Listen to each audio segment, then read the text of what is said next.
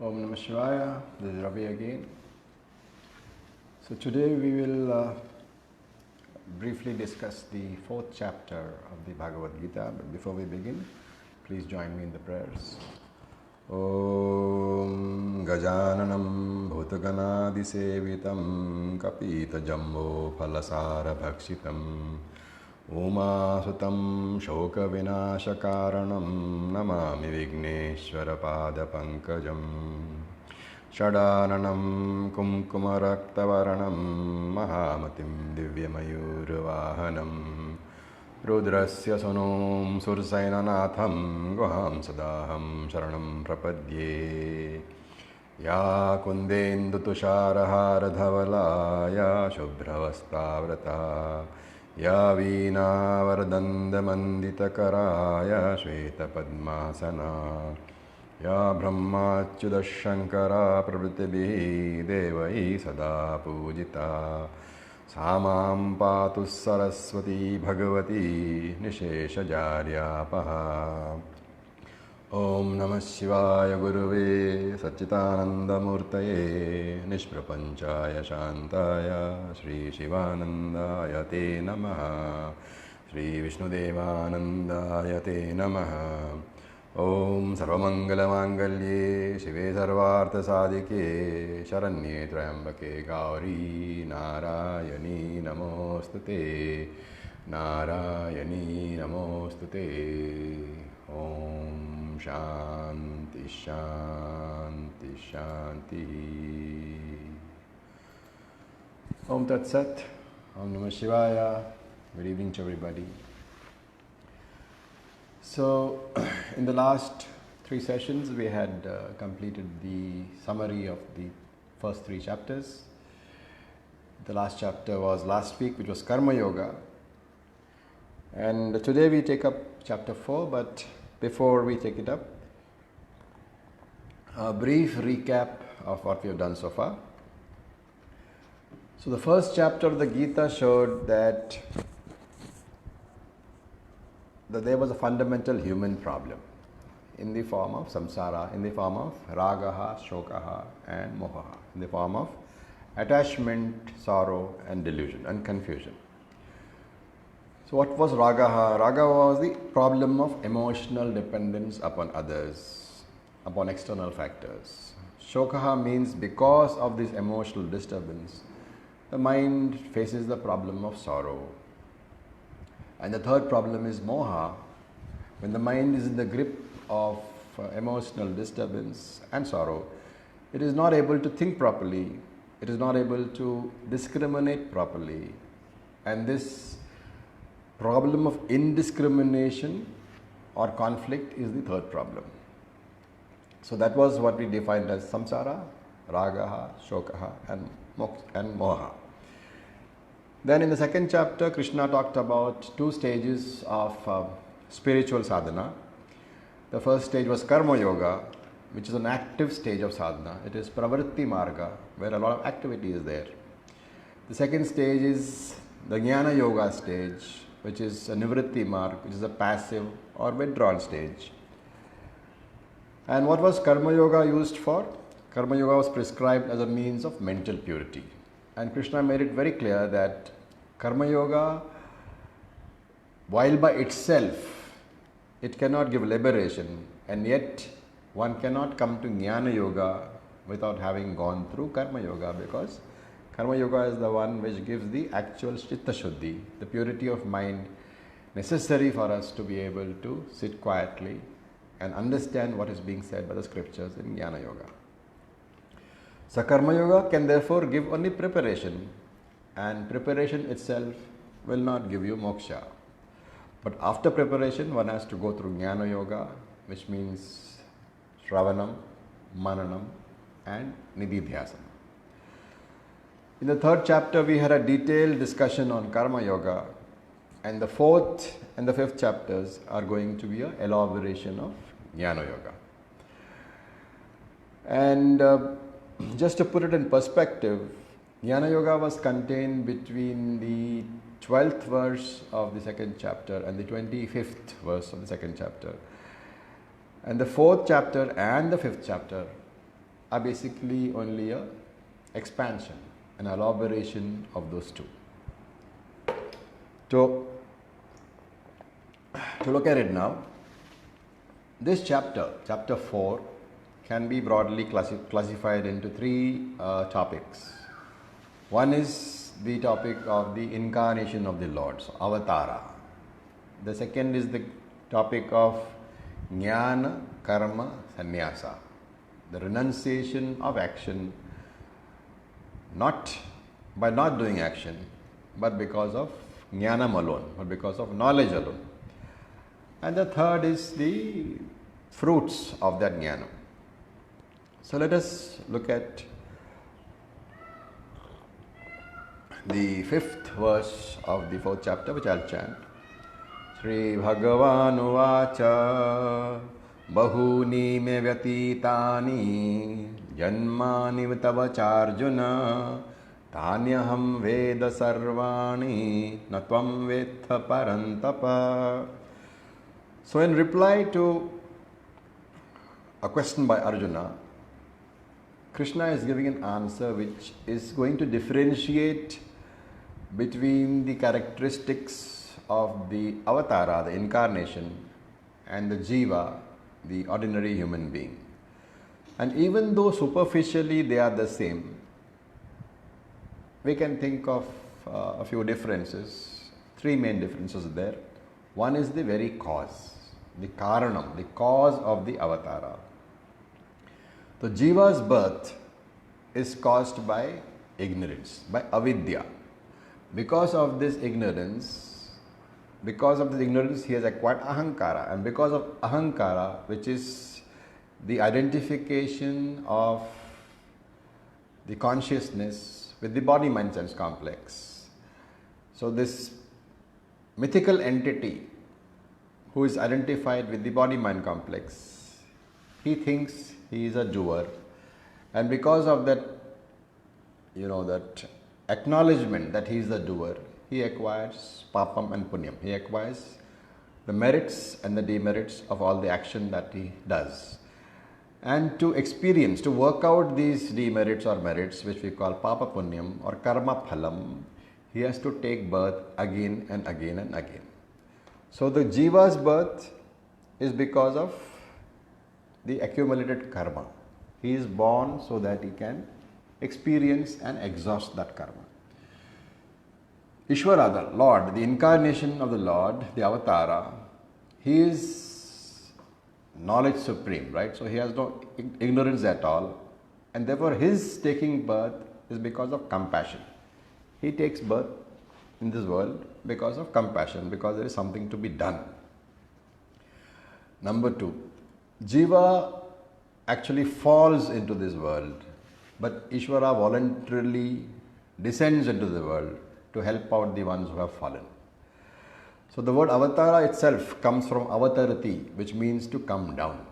So jiva actually, he falls helplessly, but Ishvara comes of his own free will, and therefore knowledge and compassion are implicit in the birth of the Lord as an avatara.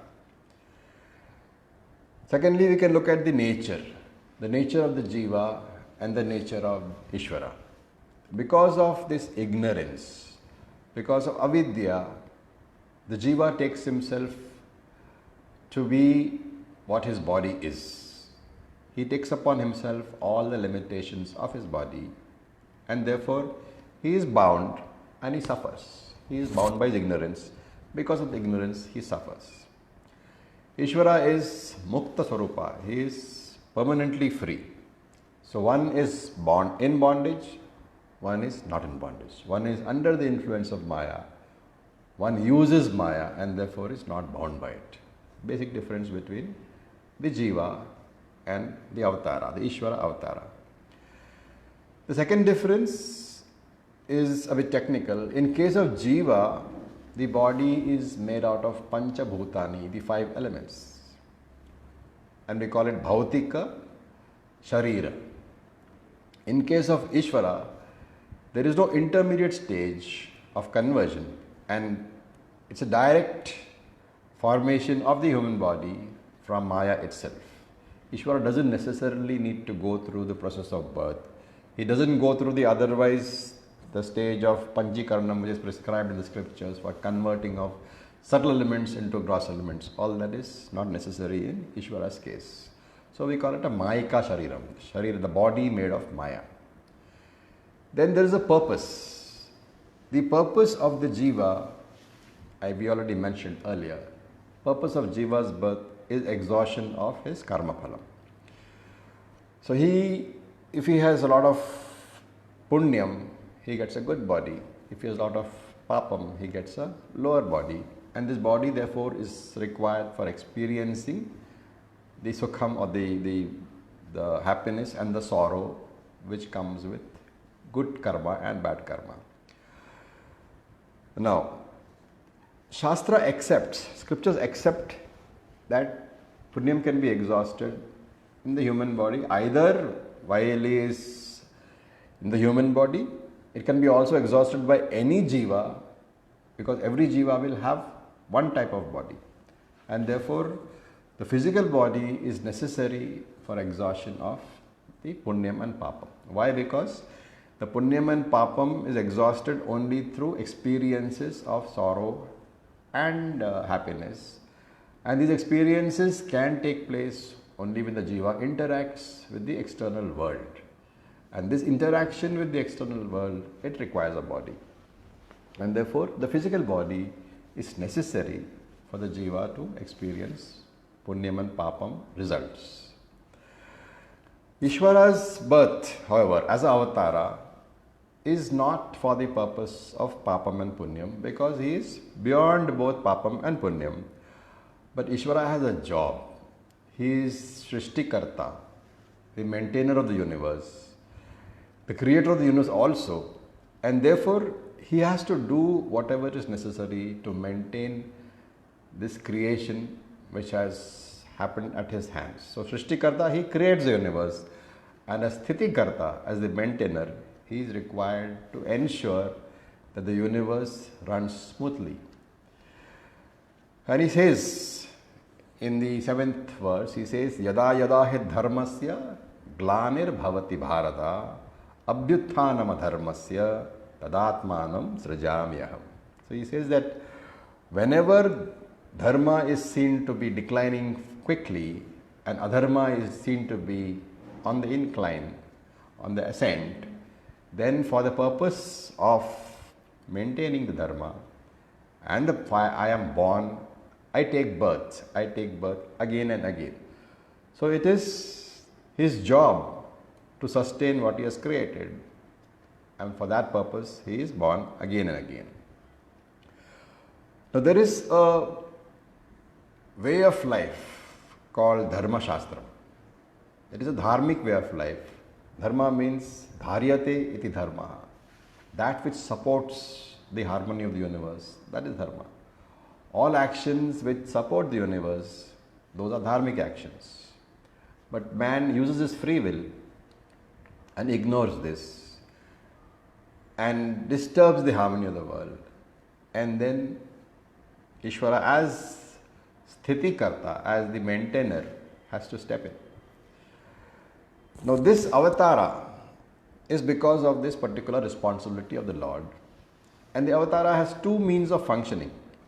One is the direct means. So if there is a problem, remove the problem, eliminate the evil. And the second is a more indirect method of educating by reiterating the dharma.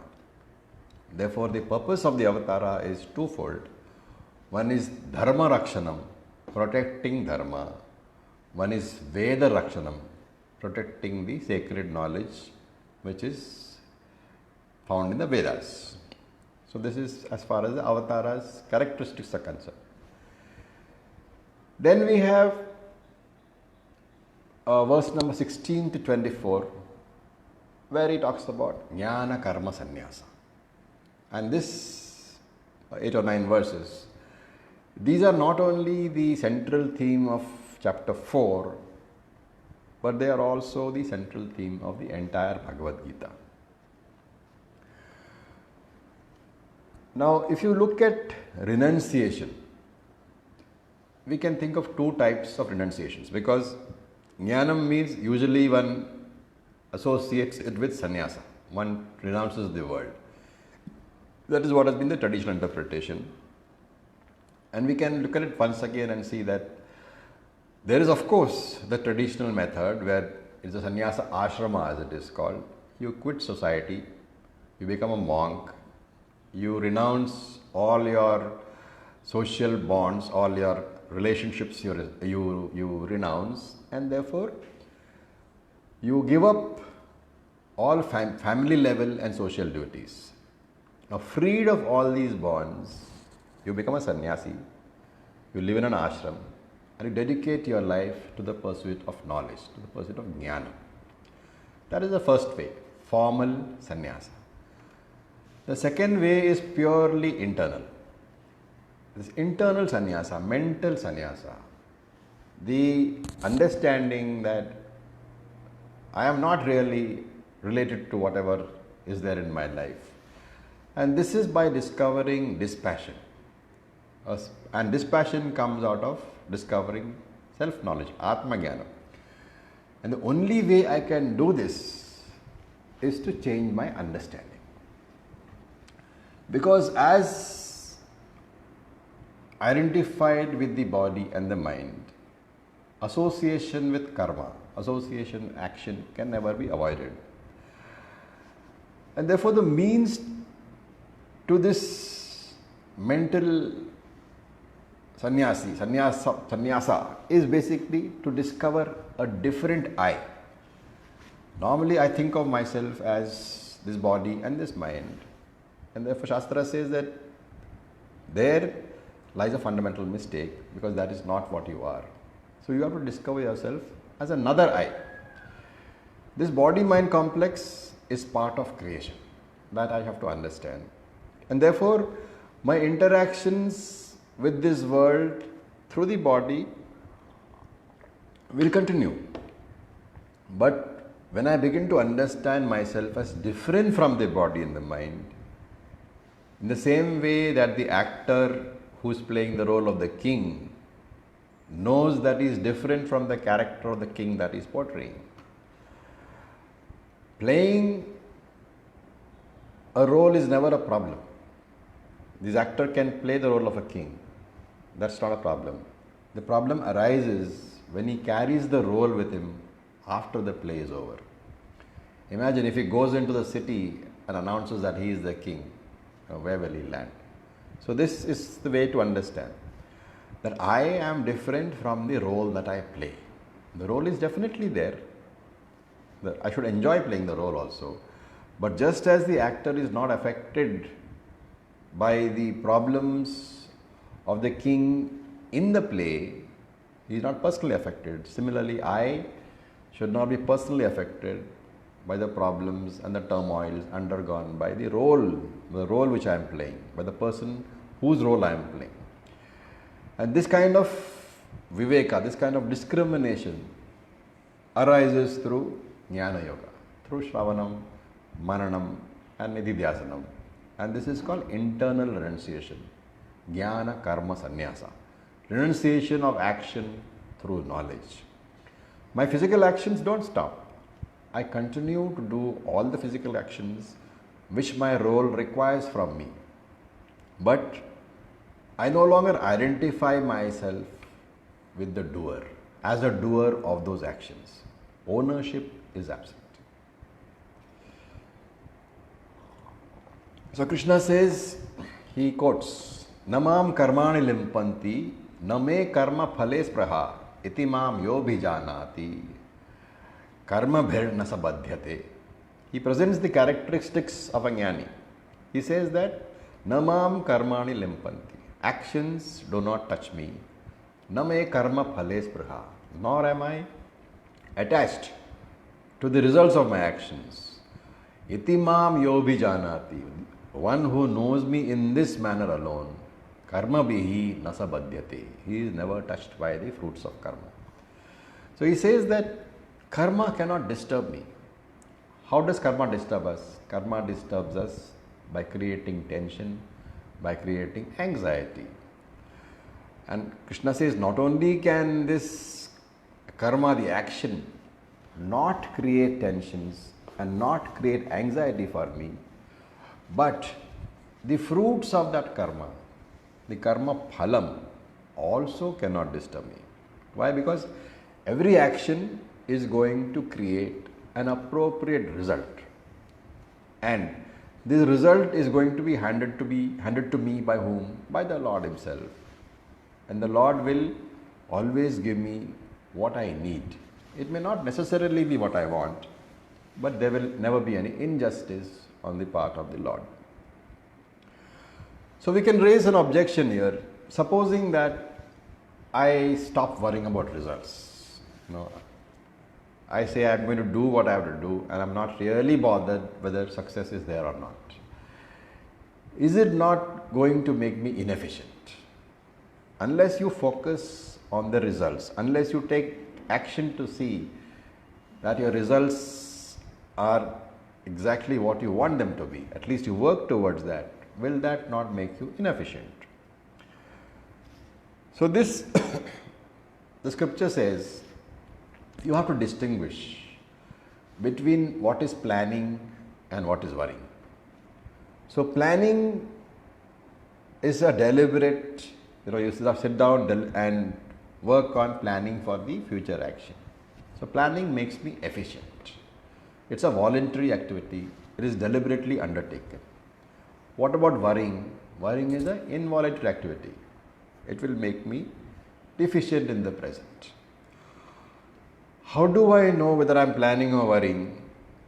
So many people actually, when they think they are planning, they are worrying. Okay, and you should be able to analyze what you are doing and figure out whether what you are doing is a deliberate action or not.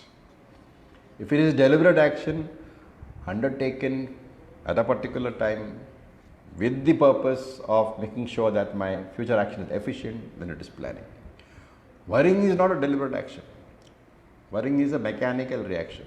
Imagine, you can say that, I've got some project coming up and tomorrow morning between 8 o'clock and 10 o'clock I will sit and plan, right? But you can't do the same thing about worrying, right? You can't say I'm going to worry only from 8 o'clock to 9 o'clock. Worrying is involuntary, and therefore look at yourself in whatever activity you are doing, and if it is planned, deliberate, then it is planning. If it is not, it is worrying. The distinction should be very clear to us. And Shastra says that planning is encouraged, worrying is prohibited, because worrying is a waste of time. It's a waste of energy, and that time used, whatever activity you do during worrying, it has no productive use at all. Another objection can come up. Okay, supposing, like Krishna says, you should always be content. Never be discontent. Is it not true that without discontent there can never be any progress? How can you be acting? How can you be doing something? How can you be motivated to action if you are content all the time? So here Krishna also says that is not true. A person can work even if he is content. And in fact, true efficiency comes only out of the fullness that I am. If I realize that I am complete, and if I realize, if I do not have any axe to grind, if I am not worried too much about the results, what is the net effect? My entire 100% effort is available to me, right?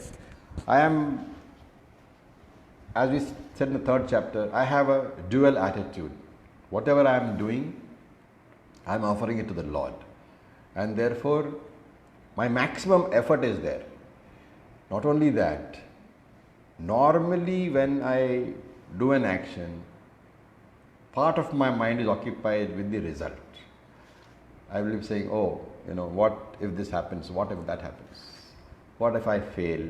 What if I don't succeed as well as I should? So part of my mind is occupied there, and therefore it is not fully available to me for doing my action, and therefore my action is not 100% efficient action.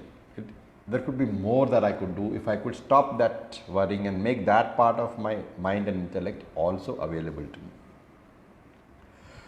This is what is meant here. Because I am accepting that the result is going to come as the Lord's grace, I stop focusing on the result. I focus entirely on the action.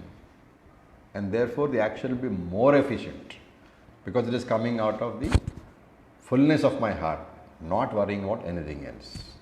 So, person who is complete, his actions are always more efficient because there is nothing else bothering them. There is also another objection. If the jnani is totally content all the time, he has no desires, right? He has nothing to achieve. Why should he act?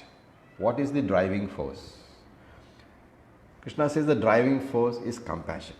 Why? Because of the universal identification that this jnani has with everybody else.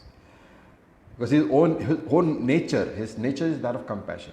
He knows others are not different from him. He knows everything is the same. He realizes the essential unity of all beings. And therefore, compassion becomes his nature. For most of us, compassion is a deliberate activity.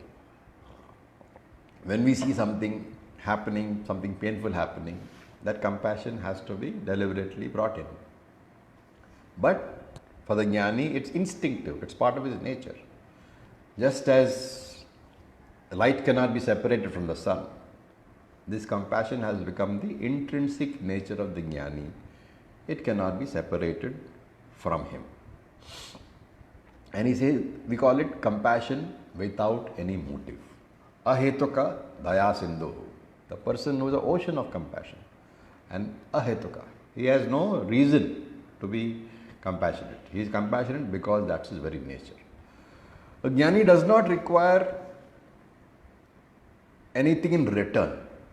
And yet, he does whatever is required for the good of the environment surrounding him, for the good of the people surrounding him. Whatever the need of the surroundings, he does. And therefore, Krishna says, Yasya sarve samarambaha. A jnani is full of activities. For that matter, a person who is not a jnani, a person who is not a wise man, not a spiritual seeker, he is also full of activities. What then is the difference between these two? He is kama sankalpa varjitaha. The jnani's activities are not caused by discontentment. There is no driving force forcing him to acquire something or get rid of something. And therefore, kama sankalpa varjitaha. His activities are out of his own completeness, out of purnatvam as we call it.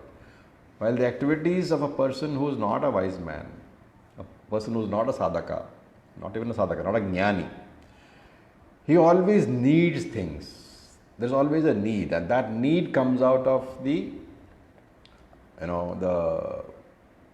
understanding that I am not complete.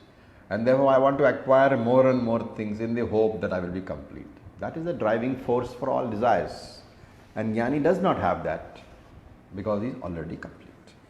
So, he is content with any activity. He is also content without activity.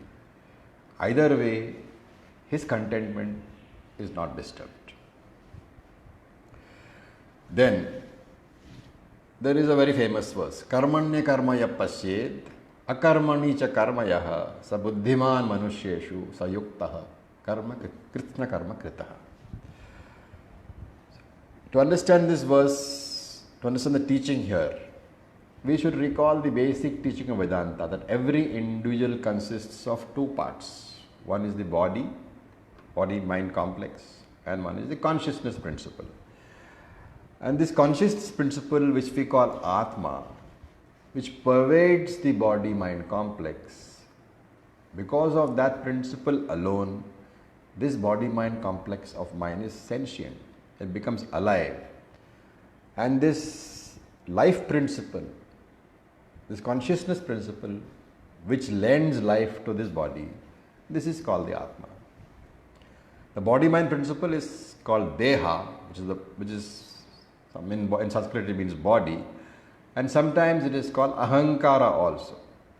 So from this verse we have to derive two major learnings. One is that the awareness principle, the consciousness principle, Atma,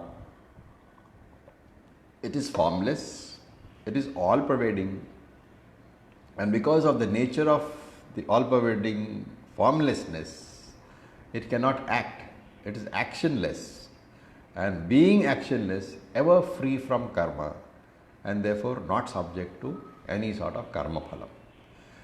So this Atma of us, this consciousness principle, it does not have any karma, and therefore it need not renounce it. The consciousness principle we understand, the Atma is ever free from karma, so we call akarta, the one which cannot do anything, and because it cannot do anything, abhokta, it cannot be the experiencer of any consequences of any actions. That is lesson number one. The lesson number two from this verse is that this body-mind complex, the Deha, otherwise known as Ahankara, can never be free from action because it is a finite entity. It is a material entity. It is made up of matter, and matter can never be free from action. Does that sound like a strange statement? Matter can never be free from action? We can check. Look at the wall behind us. The wall is inactive, right? But is it? Take an electron microscope and focus on the wall. What will you see? You will see a whole universe of subatomic particles in a permanent, never-ending dance. Matter can never be free of action. Go to the appropriate level, and even in resting matter, you will find action. So once having recognized this, that Atma is actionless and matter alone can act, he realizes the gift of the body which he has been given. And he says, Yasya sarve samarambaha. All actions are basically to be understood as actions of the body and not of the Jnani. The Jnani considers himself as the Atma. So he is the perpetual witness. Because of him, actions takes place. But he is not the one who is doing the actions. And this knowledge that whatever happens to this body-mind complex, whatever travails, whatever problems it goes through, it is not going to affect me because I am different from the body-mind complex. I am the one because of whom all bodies in this world have life. I am not a body alone. I am the very principle which gives life to all bodies. This knowledge serves as a shock absorber from the various shocks of life which the jiva goes through. Then there is verse number 20 here, again another very important verse. He says, Tyaktva karma phalasangam nityatripto nirashrayaha karmanyabhiprapurtopi naiva kinchit na karotiyaha. He says, Tyaktva karma phalasangam. Having renounced the attachment to karma phalam, to the fruits of action, this person, nitya triptaha, ever content, nirashraya, not dependent upon anything, and karmani abhipravarto api, even though he is constantly engaged in action, saha, that person, na eva kinchit karoti, he does not do anything, right? So he is the person presented as, again, the jiva, of course, the jnani is a jiva, but he understands what the ajnani does not. He understands that the body will continuously be doing action. It is the very nature of the body to do action, and therefore he says, karmani abhipravartopi, even though continuously the body is engaged in action, this person has renounced the attachment to the fruits of the action, and therefore he is ever content, nitya triptaha. And nirashrayaha, a very important word, nirashrayaha. I am not dependent I do not lean for my emotional security on any external factor. Because leaning is because of what? Emotional weakness. If my legs are weak, I have to use a walking stick, right? And using a walking stick reveals the sign of physical weakness. Depending upon external factors is not a sign of strength. It's a sign of weakness of mind. And therefore, nirashrayaha. He is not psychologically dependent. Physical dependence upon this world, I can never avoid.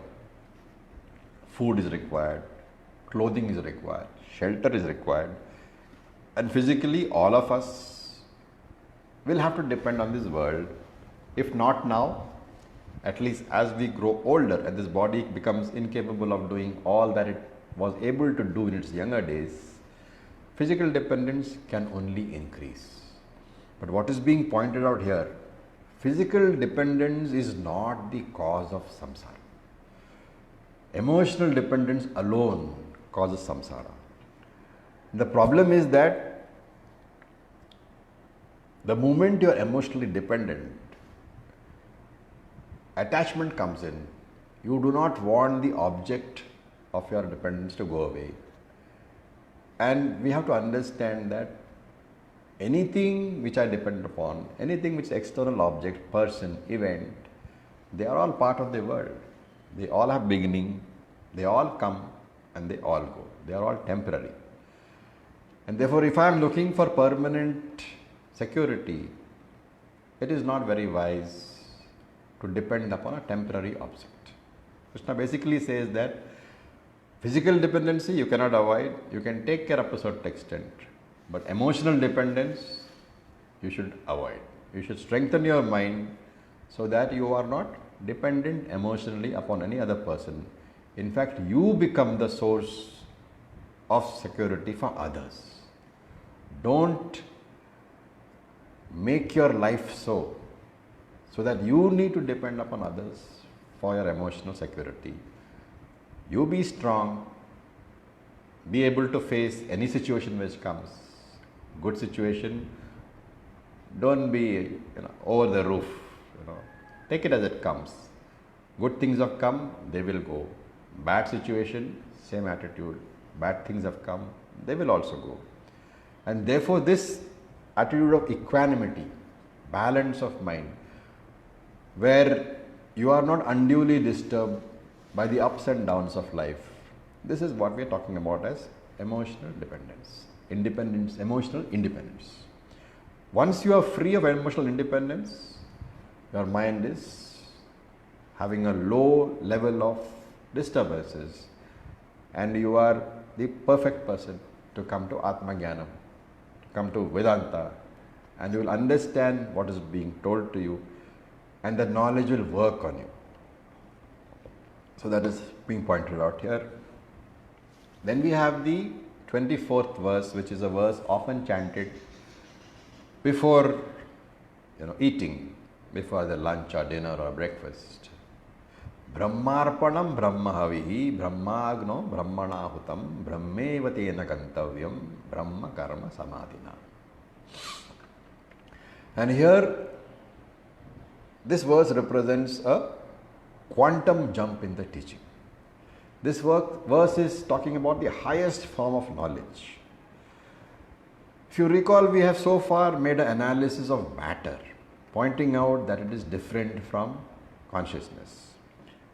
And the entire flow of the teaching has been to distinguish between matter and consciousness. But here Krishna turns around and says, hey, there really is no difference at all. Because there is no substance called name and form. Atma is the only substance. All the rest is name and form. And to understand this, we normally think of necklace and ring as the substance, but really speaking, the substance is gold. The necklace, the ring, the chain, all these are only names and forms. There is no ring, there is no necklace separate from the gold. And similarly, Krishna is saying here that there is no world separate from the Lord. From Atma, there is no world. Atma is the only substance available. Brahman is the only substance available. But if you think you are the substance, you are mistaken. Substance is Brahman. You are the form, and therefore you have a name. And because of this, I should stop identifying myself with this changing form and this changing name and take ownership of myself as the substance, which is Brahman or Atma alone. So with this, the teaching in this particular verse regarding Atma Jnanam comes to a slow closure, and Krishna starts on several other topics here.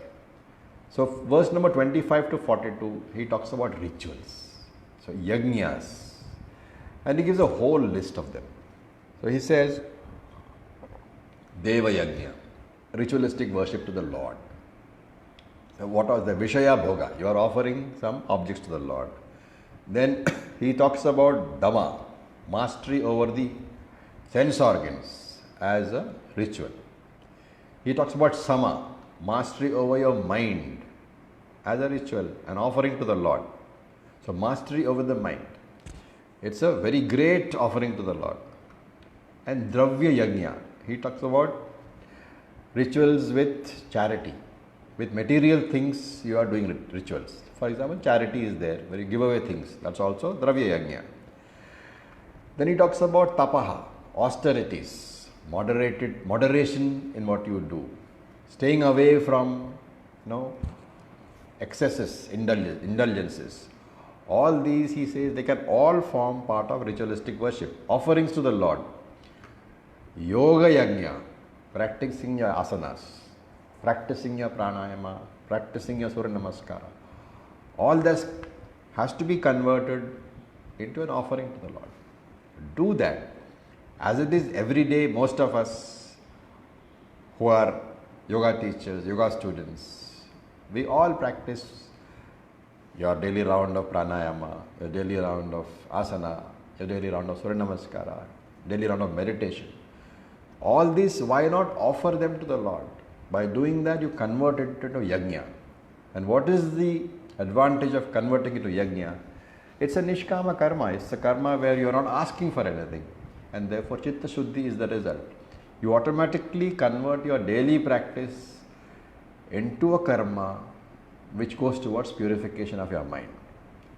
Then there is swadhyaya yajna, parayanam, chanting of the scriptures, chanting of Bhagavad Gita. All these, a lot of people do. He says, make a sankalpa in the beginning, offer it to the Lord. Make it a ritual. Make it a ritualistic worship.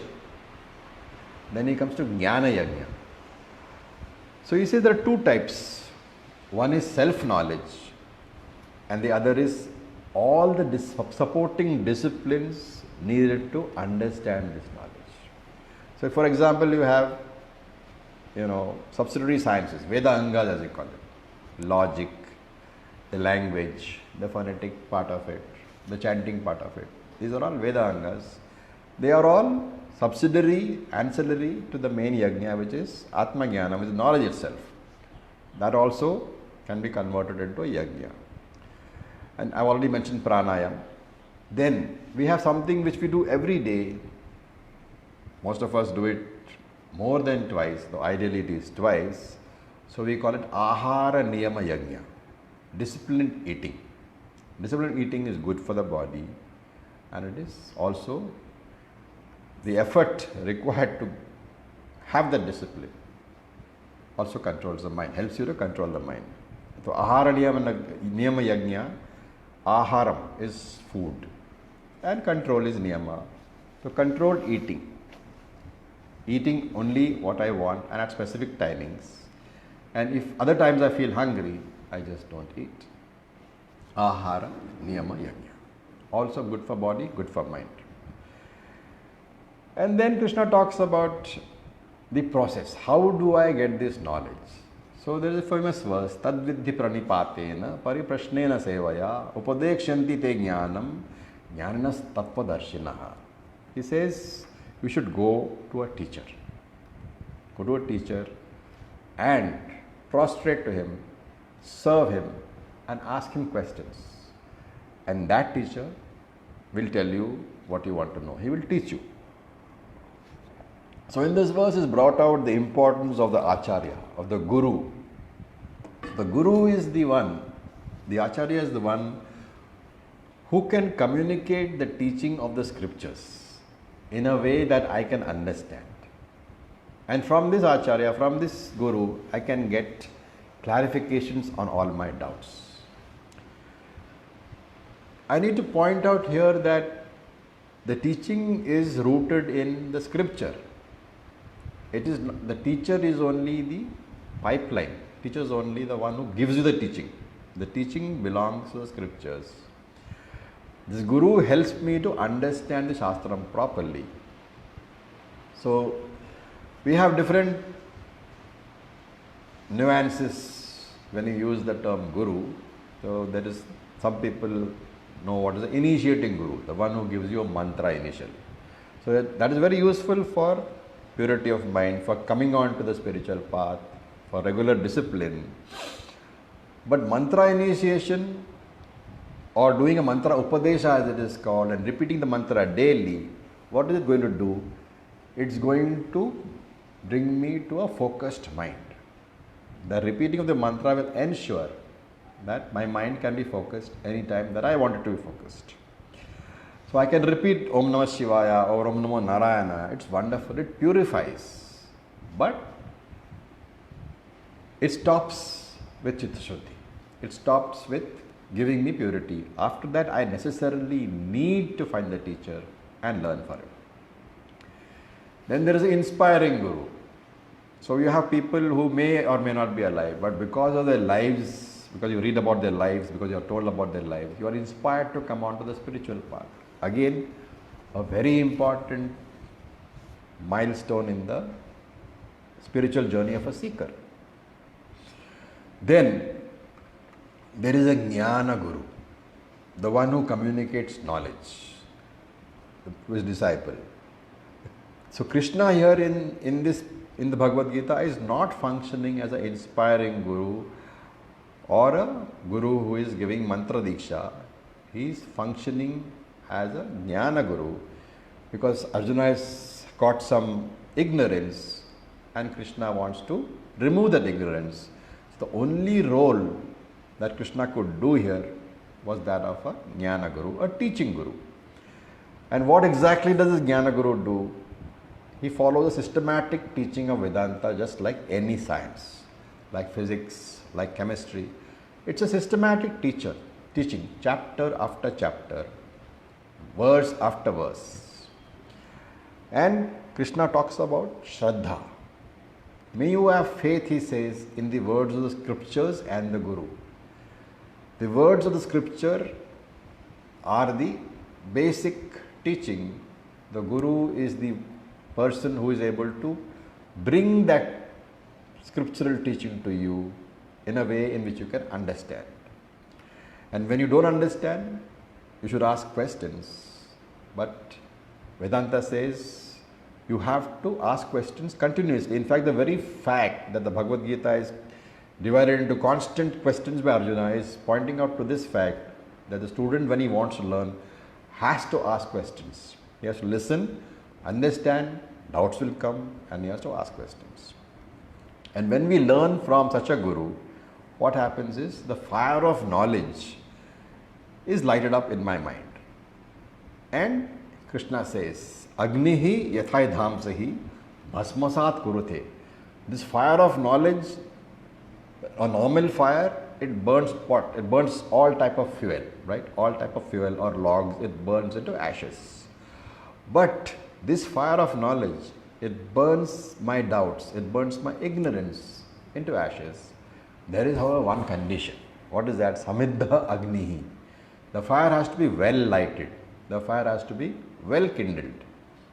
And if I listen to Vedanta for 2 months or 3 months and I decide that I have the knowledge, then like the wind which blows out the feeble flame, the first interaction with the world, the first disturbance which you have, that will blow out your Vedantic knowledge also.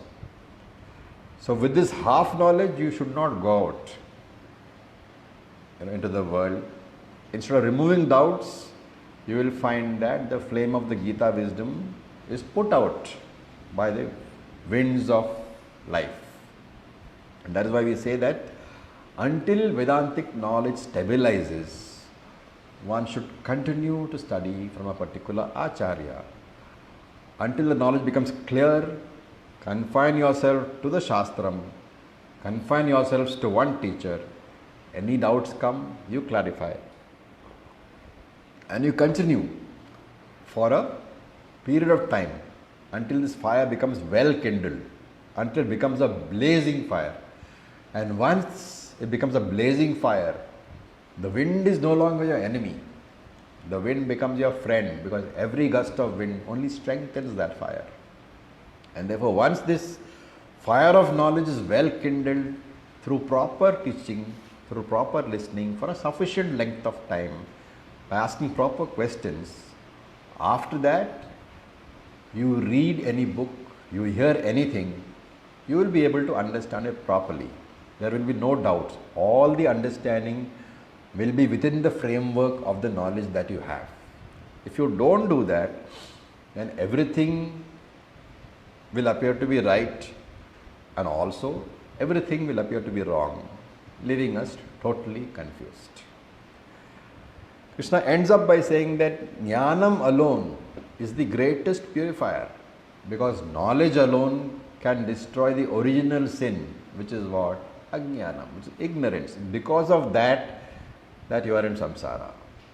And so he says, Yoga samsiddhaha kalen atmani vendanti. He says, this qualified person who has prepared himself for knowledge by cultivating the mind, by leading a life of karma and upasana, by leading a life of good karma, good work, and upasana, meditation, puja, a religious life. When will he attain this knowledge? Where will he attain this knowledge? Atmani. In the mind he will attain the knowledge. Because any knowledge has to be attained in the mind only, including spiritual knowledge. Therefore, every knowledge has to take place in the buddhi, and therefore this person gains this knowledge in the mind, in his intellect. How much time will it take? Krishna does not want to commit. He says, Kalena Vindati. Before long, he will obtain this knowledge. So, the suggestion here is that when you start the spiritual journey, don't ask how long it will take. Enjoy the journey. When you are ready, when you have put the correct amount of effort, you will attain the final destination, and that is guaranteed. So the first sadhana, therefore, is to lead a disciplined and religious life, which is emphasized in the entire Karma Kanda of the Vedas. And while closing, Krishna talks about the benefits of knowledge, which are 4 in number. He says, it gives strength to face the future. Moha nashaha. Every step in life involves risk and uncertainty. But this attitude which I have developed of learning to accept whatever comes as the grace of the Lord, it gives me strength to face my life cheerfully and with hope. Then, papa nashaha.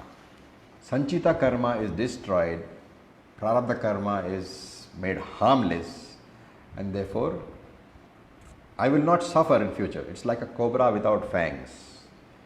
The poison is there, it cannot affect me. And Krishna also says, sarva karma nashaha. It destroys not only the papam, but also the punyam. And remember that papam and punyam are the result for the birth. If your life has been so good that you have only good karma, only punyam, you will still have to be born. And that is what is sought to be avoided. So, sarva karma nashaha. He says that this kind of a knowledge destroys all karma phalam. And finally, it gives you the understanding of aham brahmasi. I am the Lord. I am Brahman itself. This is the main benefit of the knowledge, you come up and you think of yourself as Brahman alone. And while summing up, Krishna says that there are 3 levels of sadhana which you have to go through. One is, he calls it Yoga Sannyasta Karmanam. I am the Atma, Akarta. This is the Shravanam stage. Here I am being told. So he is talking about the main sadhana. How do I go through this? The first stage is Shravanam stage, where I come and sit and listen to the teacher. I get the knowledge of the Atma. And the second part is Jnana Sanchinna Samshayam. After having got the knowledge, I may have some doubts. Because what has the teacher told me? The teacher has told me that you are Brahman. Therefore, there may be a question in my mind. How can I, with all these problems in my life, how can I be Brahman? So this has to be thought about. You discuss with the teacher. You think about it again. More doubts come up. You discuss with the teacher again.